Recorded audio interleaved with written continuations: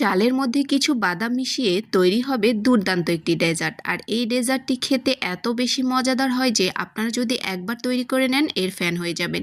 ঈদের দিনে এই ডেজার্টটি তৈরি করে সবাইকে চমকে দিতে পারেন। তো চলুন দেখে নেওয়া যাক মজাদার এই ডেজার্টটি। 2 চা চামচ চিনি গুঁড়া পোলায় চালের সাথে এখানে নিয়ে নিয়েছি 5-6টির মতো কাঠবাদাম। বাদামগুলোকে খোসা ছাড়িয়ে নিয়েছি, এগুলোকে ভিজিয়ে রেখে দেব প্রায় 30 মিনিটের জন্য। এখানে আমি ভার্মিচেলি সেমাই নিয়েছি প্রায় অর্ধেকটা, একটি প্যাকেটের অর্ধেক পরিমাণ। এখন আমি এই সেমাইগুলোকে ভেজে নেব। তো তার জন্য আমি চুলার উপরে একটি প্যান বসিয়ে এর মধ্যে 1 টেবিল চামচ ঘি দিয়েছি। এরপর এই সেমাইটাকে দিয়ে আমি 3 থেকে 4 মিনিটের মতো একদমই মিডিয়াম টু লো আঁচে ভেজে নেব।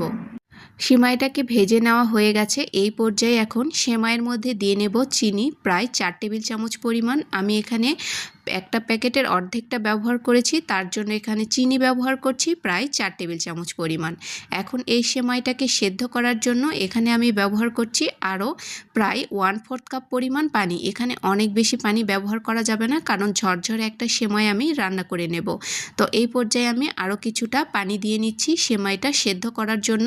এখন আমি সেমাইটাকে নাড়াচাড়া করে একটু মিলিয়ে নিচ্ছি যাতে পানিটা একদম শুকিয়ে যায়। এই পর্যায়ে ঢাকনা দিয়ে দেব 5 মিনিটের জন্য একদমই লো আছে। তো 5 মিনিট বাদে ফিরে এসেছি। তো দেখুন সেমাইটা কিন্তু একদমই ঝরঝরে হয়ে গেছে। তো এই পর্যায়ে একটু নাড়াচাড়া করে সেমাইটাকে একটু আরও কিছুটা আমি ঝরঝরে করে নিচ্ছি। তো এই সেমাইটা দিয়ে আজকে আমি এই ডেজার্টটি তৈরি করব। তো এখানে সামান্য একটু বাদাম কুচি দিয়ে সেমাইটাকে আরও একবার নাড়াচাড়া করে মিলিয়ে নিচ্ছি। আর সেমাইটাকে অবশ্যই ঝরঝরে করেই রান্না করে নিতে হবে। এরপর তৈরি করে নেব ভেতরের ক্রিম। তার জন্য এখানে আমি দুধ নিয়েছি প্রায় 2 কাপের মতো। দুধটা একটু ঘন হলে ভালো হয়, আর দুধটা আমি আগে থেকেই জাল করে ঠান্ডা করে রেখেছিলাম। তো জালটাকে জ্বালিয়ে নিয়েছি। এখন হালকা দুধটা যখন একটু গরম হয়ে আসবে এর মধ্যে বাদাম এবং চালটাকে আমি যে ভিজিয়ে রেখেছিলাম এটাকে একদমই পেস্ট করে নিয়েছি পানি দিয়ে। এখন এর মধ্যে এই পেস্টটাকে দিয়ে নিলাম। এখন অনবরত নাড়াচাড়া করে এই ক্রিমটাকে তৈরি করে নিতে হবে। আর মিষ্টির জন্য অবশ্যই এখানে প্রায় 1/4 কাপ চিনি আমি ব্যবহার করেছি। ভিডিওটি স্কিপ হয়ে গেছে, অবশ্যই আপনারা দিয়ে নেবেন। তো ভালো মতো করে নাড়াচাড়া করে থকথকে একটি ক্রিম বানিয়ে নেব।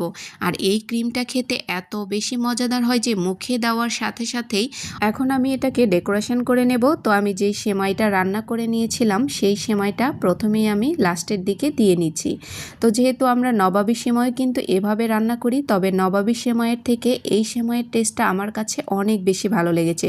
আপনারা অবশ্যই একবার হলেও ট্রাই করে দেখবেন। এরপরে যে ক্রিমটা তৈরি করে রেখেছিলাম পুরোটাই এর মধ্যে দিয়ে নিয়েছি। এরপর উপর থেকে আরও কিছুটা সেমাই দিয়ে নিচ্ছি। তো এরকম করে পুরো বাটিটাকে একটু সেমাই দিয়ে ভরিয়ে নিতে হবে। দেখতে অনেকটা নবাবী সেমাইয়ের মতো, কিন্তু খেতে একদমই অন্যরকম। এর টেস্টটা আমার কাছে বেস্ট লেগেছে। আপনারা অবশ্যই বাসায় একবার হলেও ট্রাই করে দেখবেন। তো আমি উপর থেকে সামান্য একটু বাদাম দিয়ে নিচ্ছি।